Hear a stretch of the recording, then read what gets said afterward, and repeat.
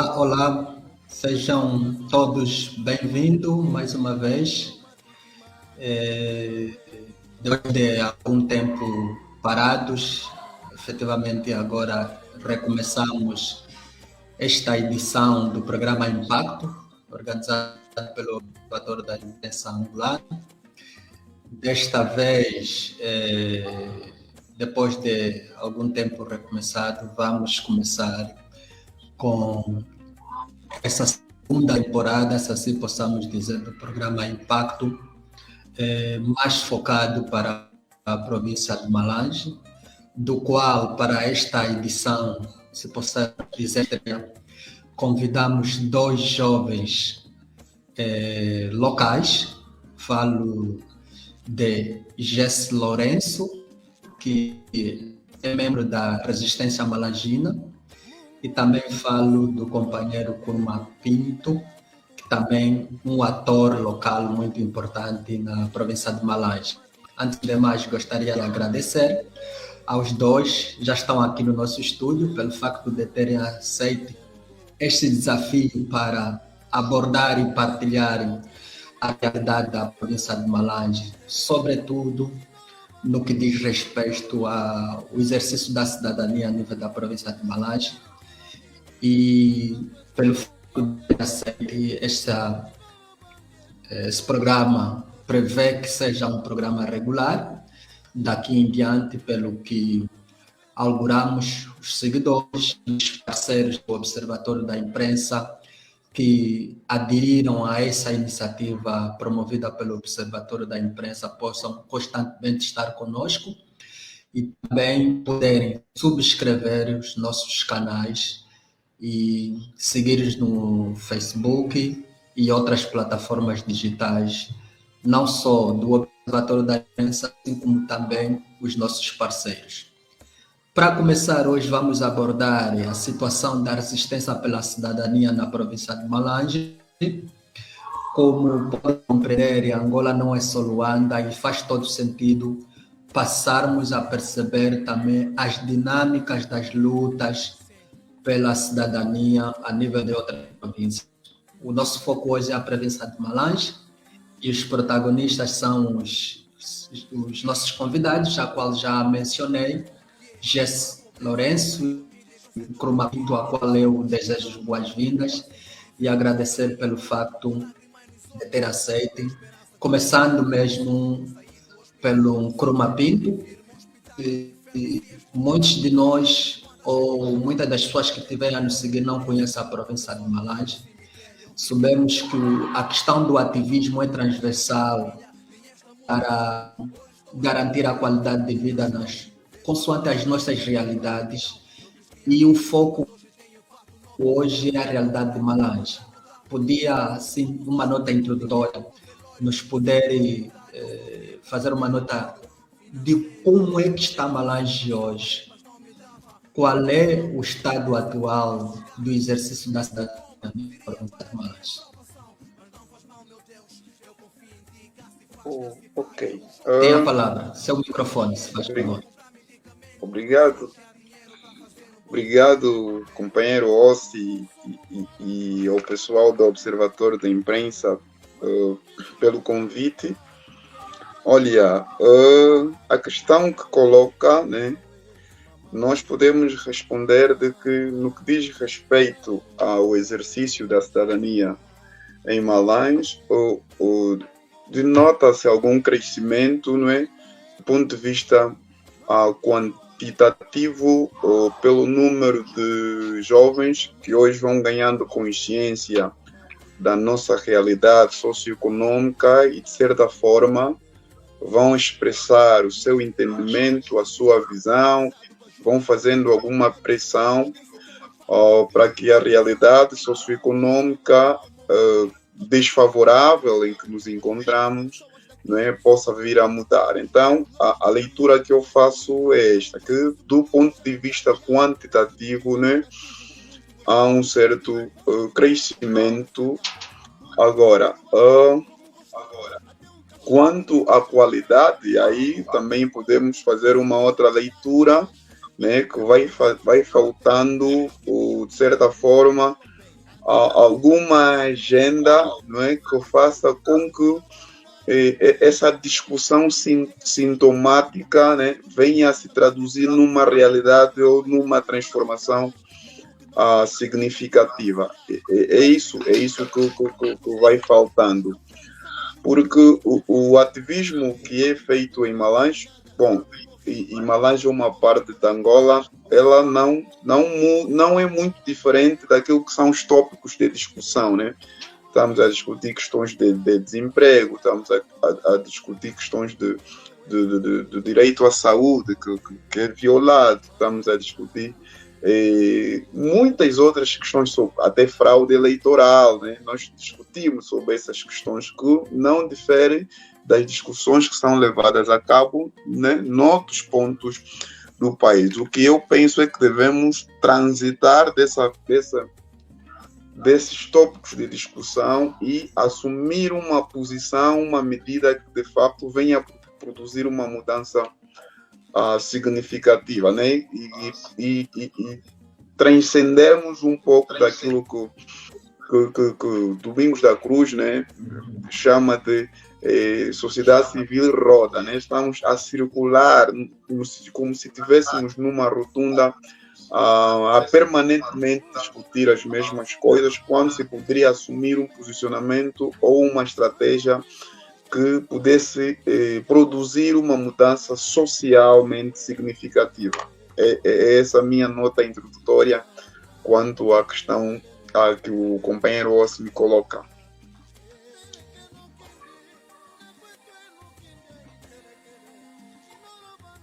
Muito obrigado, companheiro Croma Pinto, por essa nota introdutória. Agora eu vou passar para o companheiro Jesse Lourenço. Se o seu companheiro mencionou a questão de que há uma certa evolução, apesar de ter invocado também a questão da qualidade ou a não qualidade, a resistência malazina, pelo que sabemos, é daqueles grupos formais ou informais que têm estado sendo, volta e meia, a criar protestos de várias situações que acontecem na província de Malange. Partilha da mesma visão do seu companheiro?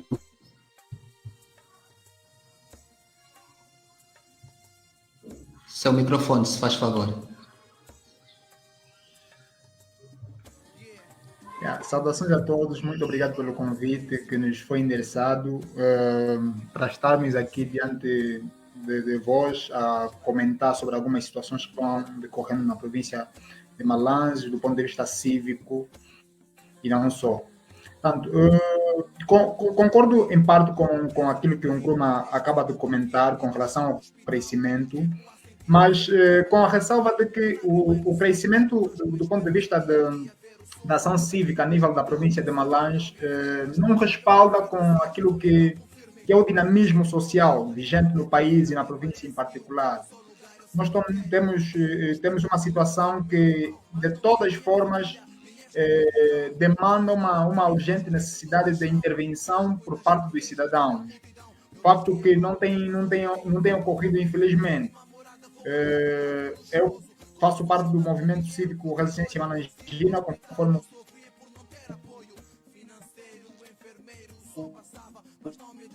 o companheiro Ossi referiu. Como movimento, tem um impacto muito maior, claro. Mas, e conforme é o imperativo constitucional, nós não podemos obrigar ninguém a fazer parte do movimento. E deixar com que o nível de literacia cívica cresça, o que infelizmente vai sendo um pouco retardado em função da percepção induzida também por parte de uma ação cívica orientada à mudança. Há de convir que muitas das narrativas que são feitas em detrimento da questão da ação cívica são muitas vezes construídas pelo sistema em virtude daquilo que é a percepção de que a ação cívica visa criar distúrbios na sociedade. Contudo, há uma toda necessidade e nós temos feito esse trabalho de procurar desconstruir essa narrativa que volta e meia é construída.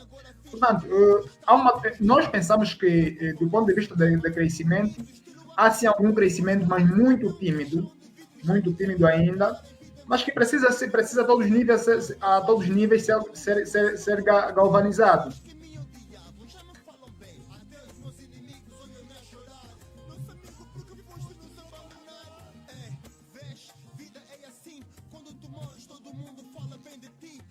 Muito bem, Gessé, pelas suas notas introdutórias. Se tivemos que ver que muitos de nós, nosso mais, têm a percepção da existência do seu coletivo, no seu grupo, a Resistência Malangina, podemos considerar, para além das duas figuras que temos aqui, vocês não estão só.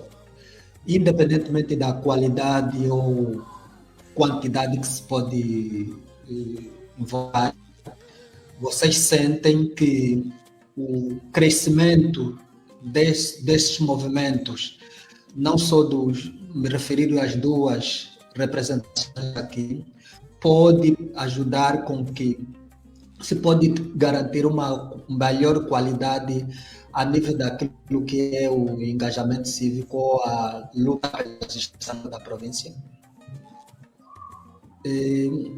Talvez voltaria para um Nkrumah.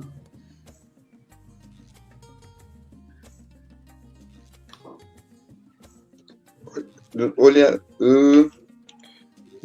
eu penso que o nível de participação cívica dos indivíduos de uma determinada geografia, ela vai ser proporcional ao grau de democratização social daquela geografia. O que a mim parece que essa maneira tímida de muitos,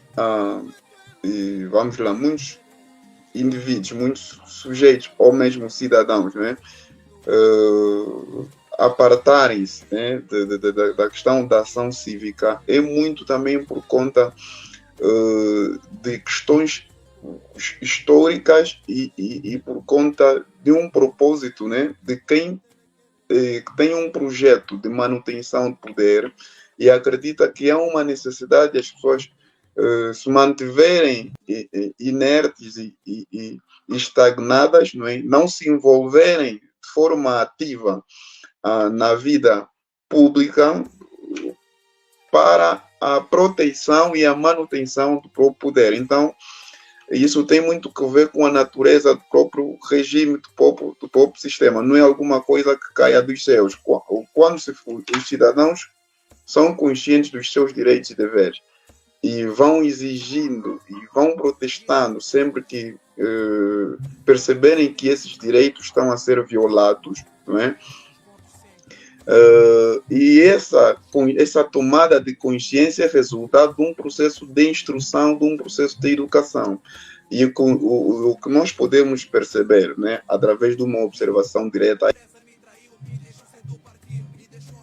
a partir de Malais e de Angola, não são educados para uma vida pública ativa, para se envolver em questões cívicas. E há essa síndrome do medo, aquilo que o Jesse fala. Daí é que eu penso que as ações que vão ser desenvolvidas pelos grupos cívicos e não só, deve ser no sentido de capacitar e informar as pessoas, né, para que tenham a consciência daquilo que são os seus direitos, os seus deveres, e que muita gente não tem. E também isso depende, então, do grau de democratização da própria sociedade.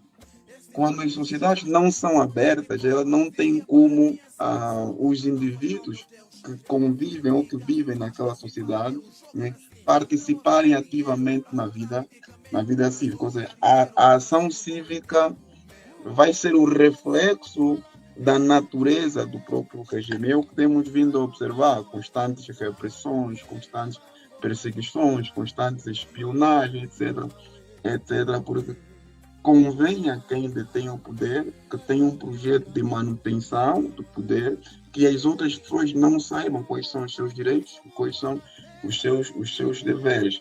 Então tem também esta ligação.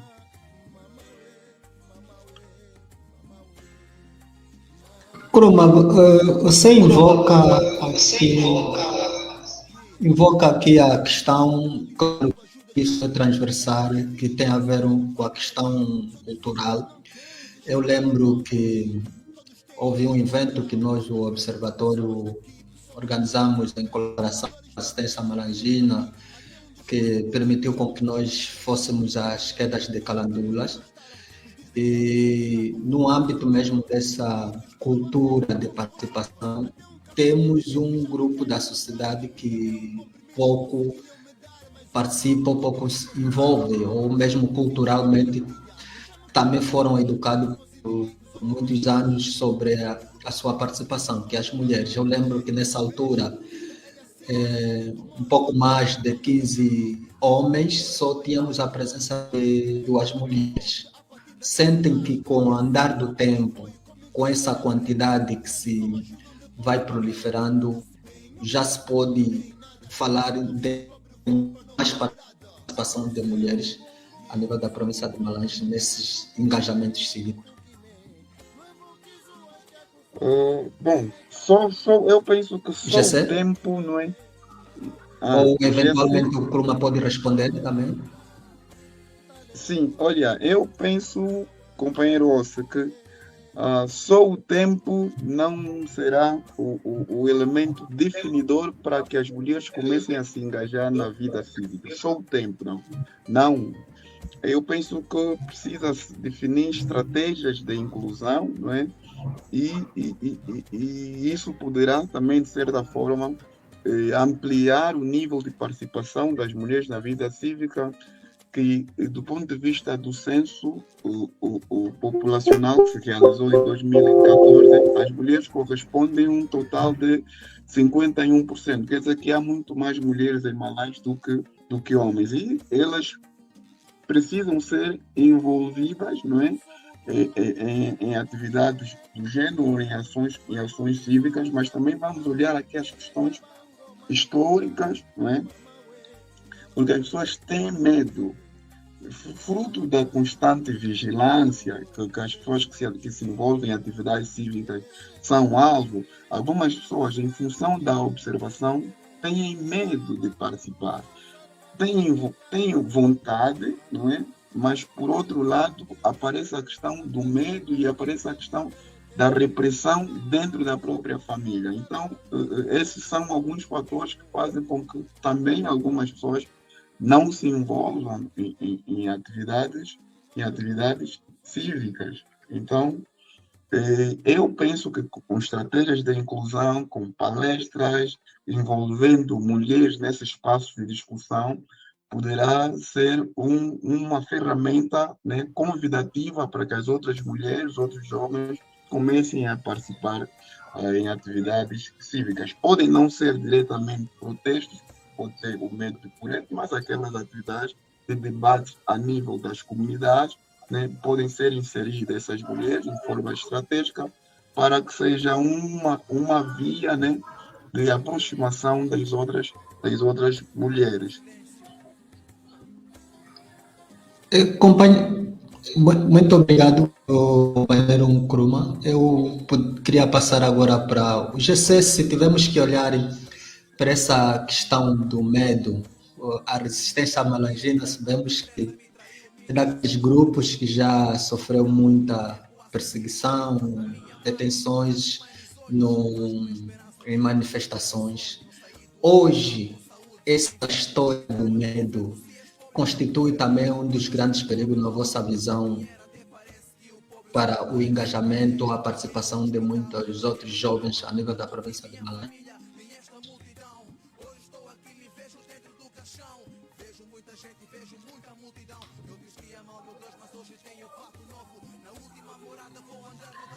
Não percebi muito bem a última parte da colocação, contudo, há que ressaltar alguns pontos ligados ao gênero. Tanto, e tal como o Pluma acabou pontuando, o gênero feminino fica muito refém daquilo que são os padrões que são construídos dentro das famílias. Há uma cultura do medo que é construída dentro das famílias, em que não são mulheres, mas que, se for para ter alguma extensão do ponto de vista social, nós não podemos nos envolver em ações cívicas. Portanto, isso é uma construção que foi construída, que vai sendo construída e mantida até aos dias de hoje. E isso também é reforçado com os condicionamentos que volta e meia são criados. Socialmente é criado um conjunto de condicionamentos, tanto do ponto de vista de acesso a bens sociais, emprego, educação, saúde. Isso tudo aqui é reforçado, é tido como condicionamentos para a participação ou não participação do indivíduo. Portanto, isso aqui no gênero feminino é um pouco mais acentuado, já que normalmente é o gênero que em casa, nas famílias, é um pouco mais protegido em relação aos homens. Os homens têm um pouco mais de liberdade e, portanto, em muitas situações podem desenvolver as suas ações com um pouco mais de à vontade, se assim podemos considerar.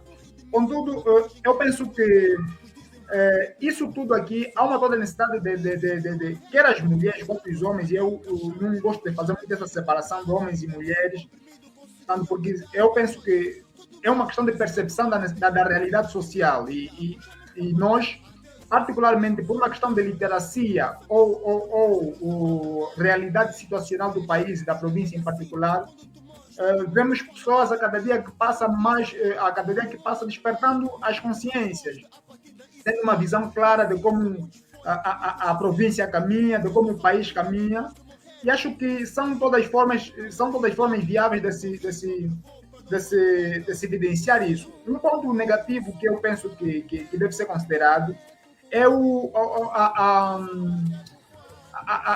a fraca disponibilidade por parte das mulheres em participar em espaços de opinião, espaços de conhecimento, espaços de discussão de ideias. Nós, enquanto movimento cívico, realizamos algumas atividades que são um pouco mais de pressão política, mas essas atividades, em função do seu nível de incidência, de dureza, que muitas vezes é caracterizado por manifestação, em muitas situações, então elas acabam retraindo muito mais as pessoas que não têm conhecimento da necessidade e importância de uma manifestação, por exemplo. Contudo, é importante que nós, a cada dia que passa, façamos perceber, talvez esse é o trabalho que nós devemos também fazer, possamos perceber a necessidade e a importância e, quiçá, a urgência de começarmos a nos manifestar. Por quê? Porque, e conforme a leitura que se faz sobre a cidadania, como uma ação que envolve direitos e deveres por parte dos cidadãos, que tem consigo a obrigatoriedade de participar na vida, a obrigatoriedade e necessidade de participar na vida pública, eu penso que nós estamos muito aquém da expectativa. O país e a província não vão caminhando da melhor forma possível, e esse andar, deixar andar, que nós jovens, em certa medida, vamos deixar com que as coisas andem nos termos de quem governa, é perigoso para a manutenção da situação social da província.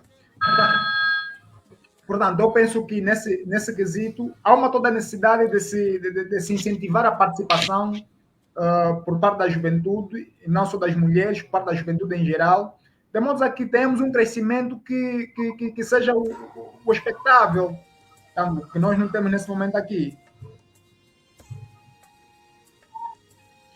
Muito obrigado. Jessé, acho que essa questão também vai para o companheiro Nkrumah.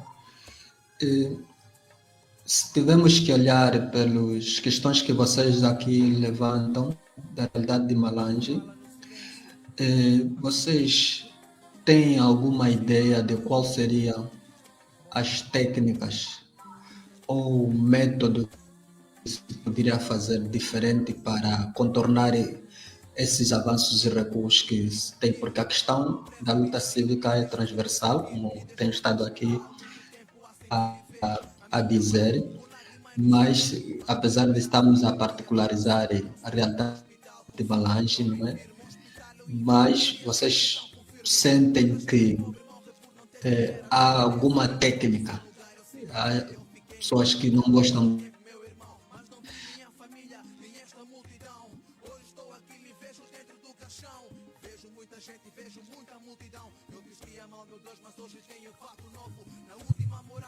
Croma?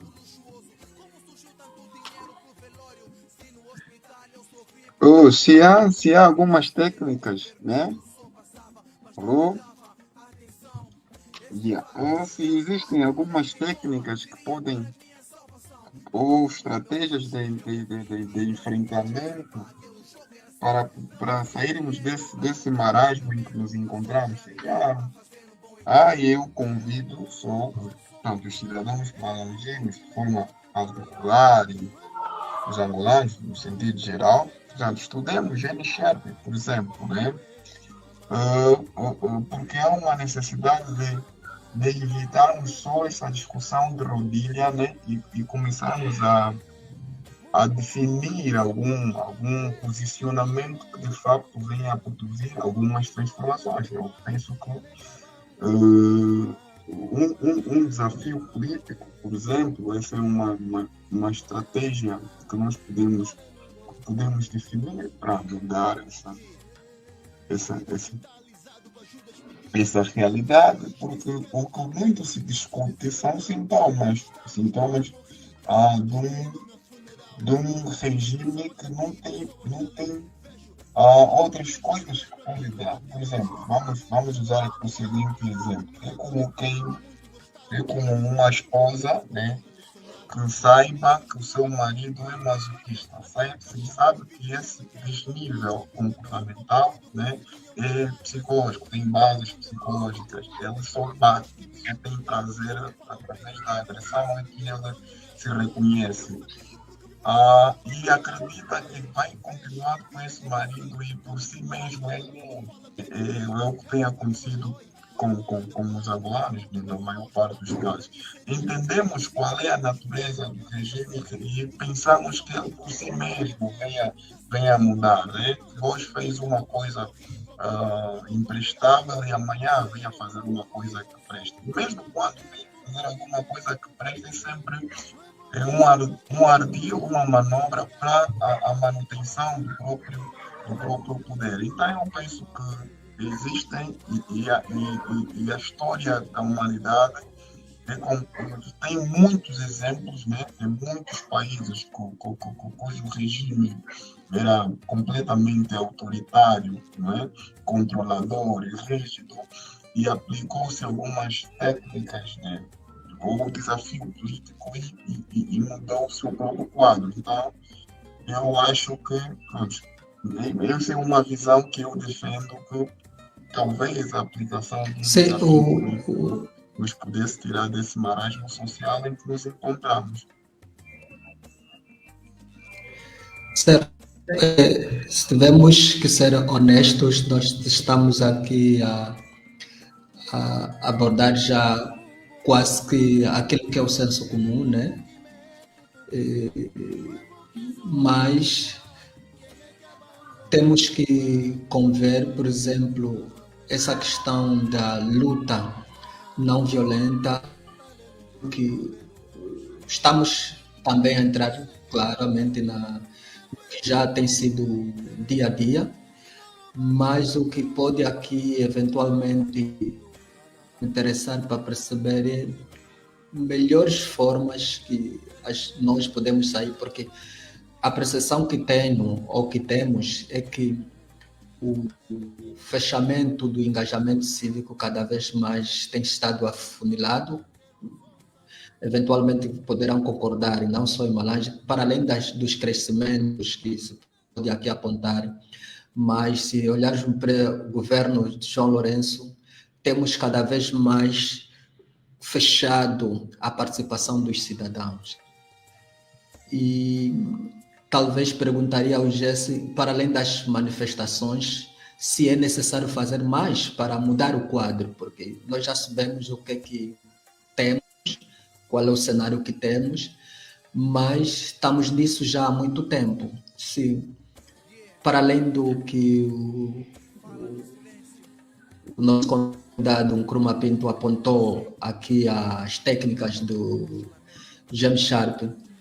De que forma é que pode educar as pessoas lá nos municípios? Para além do município sede, tem outros municípios na província de Malange para os educá-los no sentido de absorverem, adquirir essas técnicas e poderem exercitar no seu dia a dia. Eu penso muito sinceramente, eu tenho uma visão muito convicta com relação a essa situação da participação e envolvimento de outras pessoas, é que nós não vamos mesmo conseguir envolver todos nesse processo num primeiro momento, não vamos. Definitivamente, o que nós temos que fazer, do meu ponto de vista, é agir em direção à mudança. Não importa a quantidade, não importa o número de pessoas que eventualmente vão participar nesse processo de mudança, não importa. Ou para mim, não importa muito o número de pessoas. Sejamos 15, sejamos 10, sejamos 20, sejamos 50, sejamos 5 pessoas, essas 5 pessoas podem influenciar mudanças significativas. Eu penso que o que nós não devemos fazer é dar paz a quem nos governa mal. Definitivamente não podemos fazer isso. Não podemos deixar com que as pessoas que nos governam, que limitam o espaço democrático, que limitam a ação cívica, tenham paz.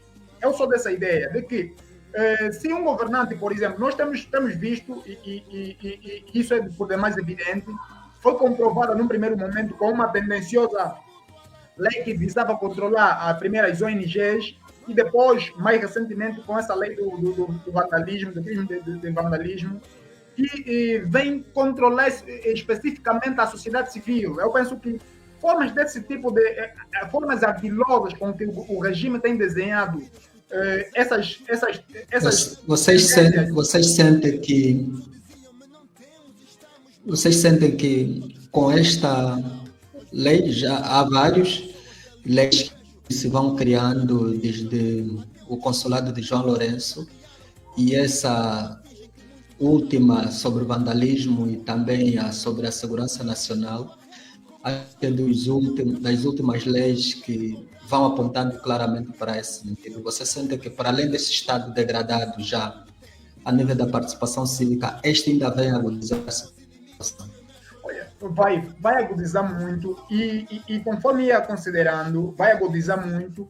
Eu penso que a primeira estratégia desse regime é limitar o espaço cívico a nível da participação física.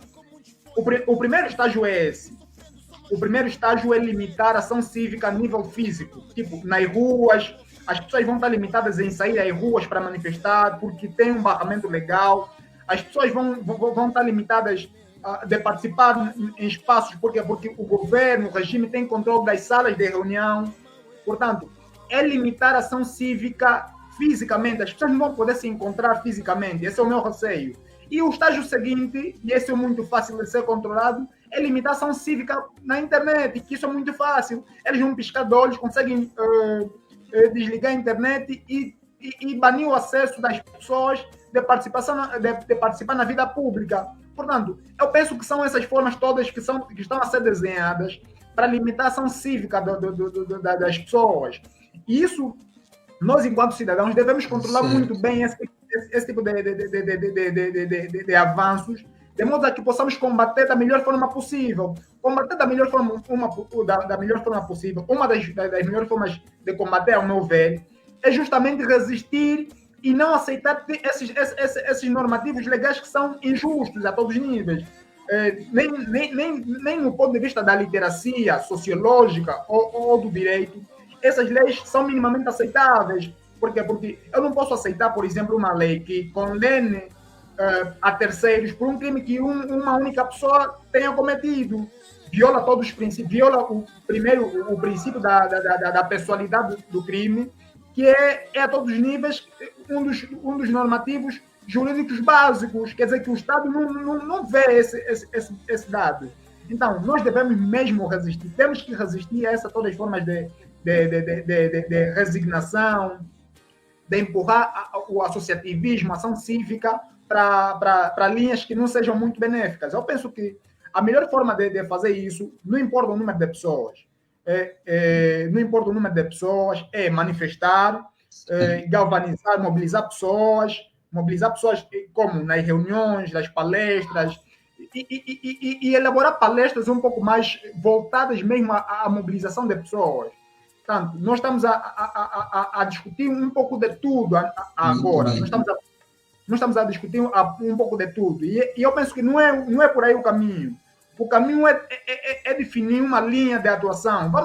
Vamos, por exemplo, definir que vamos pressionar o governo do ponto de vista da questão da fome e pobreza.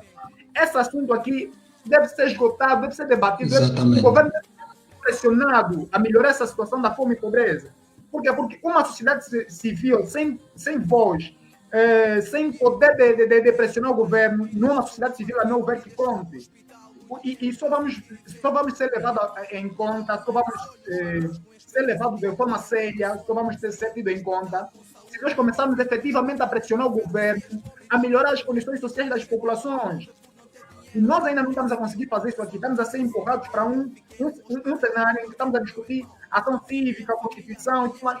Isso da Constituição, eu penso que vai se construindo. Algumas pessoas, claro, têm desconhecimento daquilo que é a Constituição, mas eu penso que os poucos que já sabem o que é a Constituição, que são direitos e deveres e tudo mais, já podem avançar, independentemente do número. Uma injustiça, e agora também, uma injustiça, sempre uma injustiça, e acho que Muito bem. até essa lei consegue se sentir como é que está sendo injustiçado. Muito bem, companheiro Gessé. Kruma, para além da responsabilidade individual que cada um de nós, cidadão, tem,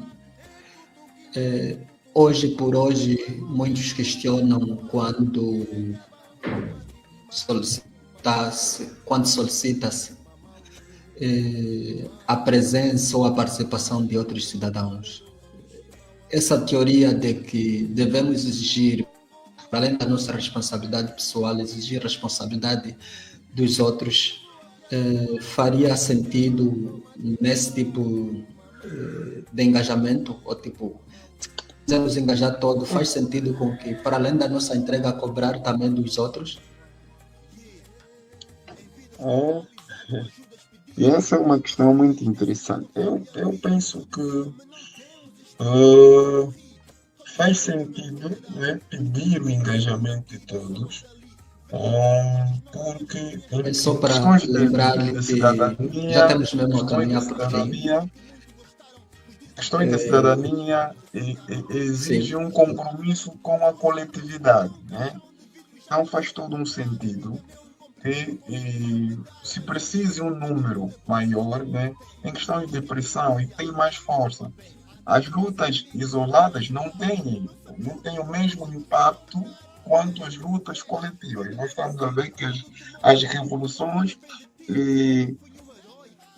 podem partir de uma ideia, de um indivíduo, mas ele ganha força quando conquista massas. Então, eu penso que faz sentido, não é? É aplicável a ideia de que devemos exortar, né, as outras pessoas para que comecem a se envolver de forma engajada na ação cívica.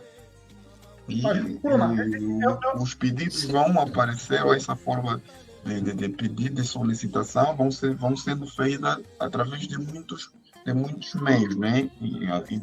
A nível dos debates, a nível de mobilização, a nível de atividades de educação cívica, e a nível dos acampamentos, etc.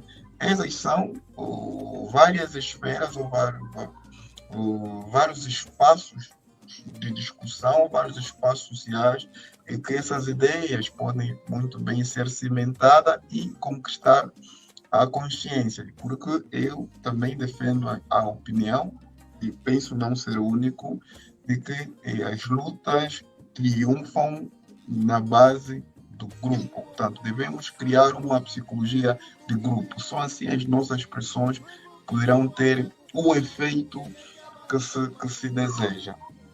Não se pode lutar isoladamente, ainda mais quando se conhece. Certo, muito obrigado. Já sei, partilhas da mesma ideia? Não, eu penso muito contrário. Eu penso muito contrário em função de um aspecto básico. Por exemplo, eu acho que há uma toda necessidade de individualmente cada um resistir a todas as formas de opressão, individualmente, porque a luta no primeiro momento é individual. Num primeiro momento não existem lutas coletivas. Existe uma luta contra, da pessoa contra a fome, da pessoa contra a liberdade de pensamento, da pessoa contra a liberdade de opinião. E se há, num primeiro momento, essa luta da pessoa contra esses todos os fenômenos, essas todas as formas de limitação de direitos, há uma toda necessidade e urgência da pessoa, num primeiro momento, resistir a essas todas as formas de opressão. Portanto, eu penso que todas as formas o pessoal deve começar a perceber que essas pessoas, nós, enquanto grupos, somos, claro, que não se descura essa situação, essa colocação da necessidade de agir em grupo. Contudo, uma ação orientada, uma ação individual bem orientada, eu penso que pode surtir muitos efeitos. Então, temos temos exemplos de muitas outras realidades de que pessoas bem orientadas, com um modelo de trabalho bem feito, conseguem influenciar. Por exemplo, na última vinda do João Lourenço aqui a nível de Malange, nós fomos apenas 3 pessoas manifestar quando ele vinha. Nós fomos 3 pessoas, apenas 3 pessoas. Levamos cartazes e tudo mais. A nossa presença lá e mas teve um impacto que esteve, né? Sim, teve um impacto. Mas teve um impacto que teve. Nós só temos que perceber que não precisamos do grupo, em muitas situações, de várias pessoas para causar impacto. Se João Lourenço, com a sua desgovernação que causa, tiver pelo menos 3 pessoas a ele manifestarem em todas as partes do país onde ele vai,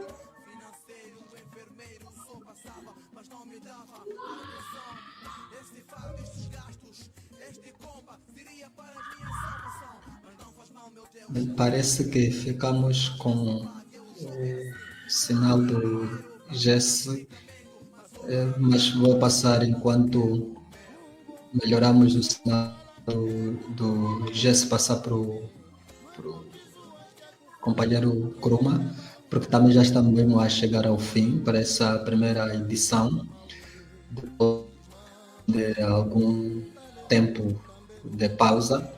Kruma, para finalizar mesmo, para quem eventualmente não conhece a Malange e olhando pelo que já acabaram de enumerar, a questão da participação, as quantidades e qualidades, estamos muita gente a nos seguir a partir daqui de várias redes. O que é que o Malange hoje pode avaliar comparado mais ou menos com 5 anos atrás?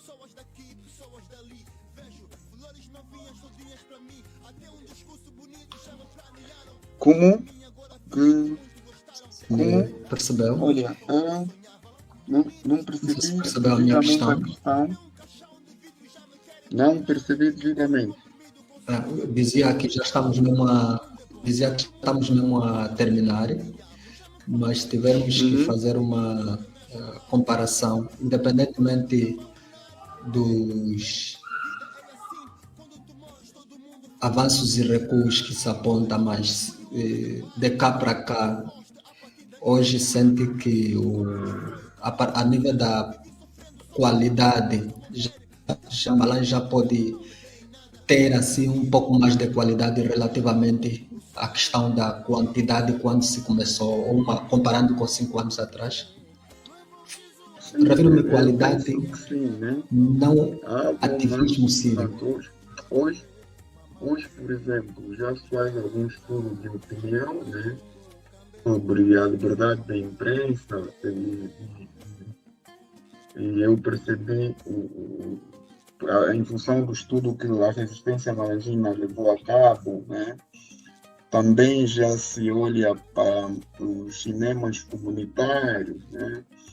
Eu penso que vai mudando um pouco os modelos de intervenção, né? Antigamente se restringia tão somente à rua, né? a protestos, mas hoje já há outras atividades, né, dentro da visão da ação ou da dimensão da ação cívica, que não seja só a rua. Então eu penso que nesse quesito também mudou-se qualitativamente. Mas eu gostava só de rebater um pouco aquilo que o Jesse diz, né? Estamos mesmo já a terminar, companheiro. Sim, o nosso modelo, já vou terminar mesmo. Um o nosso minuto. modelo de luta, até agora, né, a nível do ativismo, tem sido o modelo de luta individual. E eu penso que também deve ser uma das questões que tem feito com que não se produza grandes impactos. O impacto que se necessita. Um condutor, a partir do seu carro e resmungando ou reclamando a subida de combustível, não tem a mesma dimensão, o mesmo impacto que se forem 1000 condutores paralisarem os carros na estrada. Não tem o mesmo impacto. Não precisamos ter ilusões sobre isso. E mais, os exemplos que nós temos, no caso do Egito, no caso da Tunísia, agora esse movimento que estamos a acompanhar no Quênia, não são lutas individuais, é um grupo. As revoluções socialistas, soviéticas, não são indivíduos, são grupos. A Revolução Francesa, enfim, há um conjunto de exemplos que nós temos de lutas coletivas que triunfaram. É claro que pode ir 3 pessoas com um cartaz protestando contra o presidente. Imaginemos que se fossem 1000, 2000 pessoas. Qual seria o efeito desse protesto? E estamos a falar da questão de incomodar verdadeiramente quem governa. Não são claro que nós não vamos minimizar esses esforços que têm sido feitos, mas vamos avaliar, na verdade, Exato. qual tem sido o impacto desses protestos. Então, eu ainda acredito que só uma luta coletiva poderá nos levar aos objetivos que, de facto, se quer pretender, que se é transformar socialmente ou economicamente o país. Eu sou desta opinião. Eu penso que uma luta coletiva necessita de muitos fatores, organizativos principalmente. E nós, infelizmente, ainda não estamos organizados suficientemente para uma ação muito bem orientada para mudanças assim concretas. Acho que os poucos que já estão, do ponto de vista de maturidade, muito avançados, deviam servir como pontos para avançar para questões um pouco mais estratégicas. Acho que aí a necessidade e a discussão que muitas vezes se coloca sobre uma pauta, uma agenda cívica nacional. Contudo, ninguém também é ousado o suficiente para colocar uma proposta em cima da mesa. Por exemplo, temos a questão da fome em Angola. Como é que vamos pressionar o governo para resolver o problema da fome? Uma pauta, formas de depressão ao governo. Não temos isso aqui ainda desenhado. E estamos à espera que um iluminado desenha isso e entregue de mãos beijadas. Não façam isso. Não podemos. Nós temos que num primeiro momento, enquanto não conseguimos desenhar essa pauta geral, começarmos a agir individual. Portanto, temos a questão hoje, por exemplo, nós já temos no primeiro momento já temos indício de tentativa de organização. Isso já é muito bom. Já estamos a começar a nos estruturar. Já é muito bom. Mas ainda assim, eu penso que situações de manifestações pessoais individuais, essas devem ser continuadas. Por quê? Porque nós, por exemplo, nós temos aqui em Malães a situação dos bairros que vão crescendo de forma muito desorganizada. No teu bairro, quando você vê a situação desse tipo aqui, falta de água e tudo mais, se esperar uma orientação, uma organização orientada para discutir essas situações, isso nunca acontece e o bairro morre. Nós temos que ter vontade e um astúcia mesmo, é começar a fazer essas lutas coletivas, no primeiro momento, lutas individuais. Estratégias, Muito bem, são muito bem. estratégias são necessárias.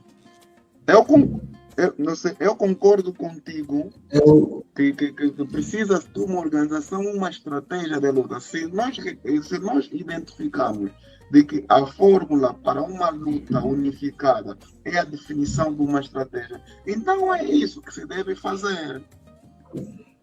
Deve-se começar a fazer uma muito luta bem mais aos estratégica, dois. mais sistematizada, mais racional, mais científica, porque para se derrubar, por exemplo, ou substituir o poder, ou criar pressão, né, que seja de fato significativa, a luta deve ser estratégica. E ainda bem que o GS tenha identificado esse elemento. Então é para lá que se deve direcionar as intervenções. A ação cívica deve ser uma ação baseada em estratégias de luta. Essa estratégia que demoram a chegar em muitas situações e atrasam Ela já muitas existe. Essa Convidados, estratégia queria já só existe. lembrar-vos. tipo, existem, por exemplo, citou o Noam Chomsky como um referencial estratégico. Temos aí as ideias de Noam Chomsky que volta e meia já estão patentes. Até já houve tentativas de implementação, por exemplo, o Gangsta outro dia fez o bate-panelas e tudo mais. Mas depois não houve um processo de continuação.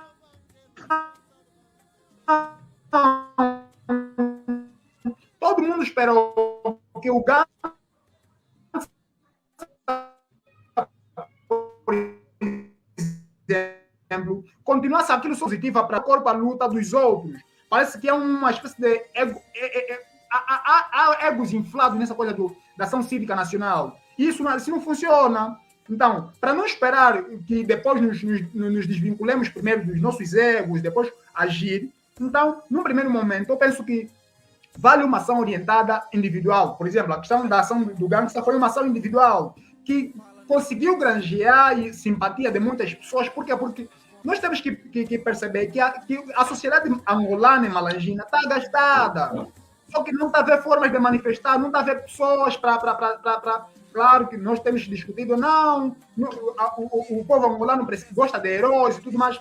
E é mesmo assim em toda parte do mundo tem que surgir alguém que dê corpo ao manifesto, se coloca em frente e todo mundo vai seguir. Claro que essa pessoa aqui tem que ter robustez, tem que ter um grupo de apoio e tudo mais. Mas precisamos desse grupo, essas ações individuais, e depois vão ser consciencializadas, vão ser mais trabalhadas e vão se tornar como uma ação coletiva. Mas, no primeiro momento, eu penso que nenhuma ação nasce logo coletiva, é sempre uma ação individual e depois, em função do interesse da maioria, todo mundo se junta. Muito obrigado para os nossos companheiros. Tenho a plena consciência de que teríamos muito mais por discutir, mas também não queremos cansar os nossos seguidores e internautas e tudo mais. Certamente vamos criar mais condições para permitir que esse diálogo continue a ser aflorado. Eu quero agradecer aos dois companheiros, o Jesse Lourenço, da Resistência Malangina, assim como também o Kuruma Pinto, também da província de Malange. Os dois falaram diretamente da província de Malange. Ficou claro de que, fazendo a comparação com as realidades que conhecemos, recentemente a realidade que está acontecendo no Quênia, e mesmo a realidade de quando surgiu as manifestações, mesmo a história que foi influenciada no livro de Gene Sharp, em outras realidades como o Egito, para além da luta individual, só mesmo a luta sincronizada, coletiva, pode permitir derrubar realmente a ditadura, né? Eu vou agradecer aos dois, o Kuruma, pelo facto de terem aceitado esse convite, e assim também vou agradecer o GC pela essa participação, esperar com que possamos contar com vocês nas próximas edições. Nós vamos mesmo ficar por aqui para essa estreia, se assim possamos dizer, dessa segunda temporada, da nossa interação num formato diferente, como vocês podem ver. Tivemos um formato que permitia ter os convidados ou os debatedores aqui nos nossos estúdios, mas desta vez estamos a experimentar ouvir também outros atores, mesmo que não estejam aqui no nosso estúdio, para que possamos perceber o dinamismo e as dinâmicas do engajamento cívico e da participação cidadã a nível não só de Malange, como a nível de todo o país, porque queremos crescer todos juntos, queremos estar todos no mesmo nível para que essa qualidade possa ser refletida numa qualidade para efetivamente atingirmos os objetivos de alcançar o bem-estar, que é o que se luta no dia a dia. Muito obrigado mais uma vez aos dois, tal como já o referi, a todos que nos acompanharam, os parceiros do Observatório da Imprensa, são vários. Se tivesse que as mencionar, a lista seria longa. Agradecer mesmo pelo facto de terem aceitado esse desafio para partilhar esse conteúdo diferenciado para todos vocês. Nós voltamos na próxima edição. Desejar antecipadamente um bom final de semana. Até a próxima.